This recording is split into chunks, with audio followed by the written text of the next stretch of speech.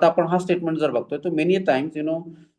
you have not come across any such information that whether in the first Lok Sabha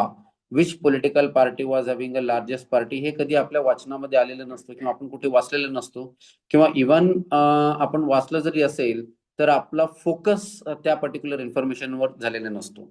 तर अशा वेळेस exam हॉलमध्ये panic न होता what you are suppose to do,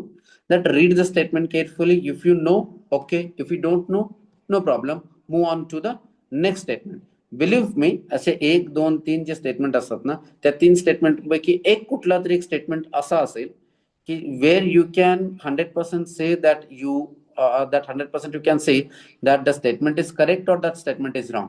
So even if you come across any such statement, any one such statement where you are 100% sure that it is correct or where you are 100% sure that it is wrong, it may be based on the knowledge which you have studied, or it may be based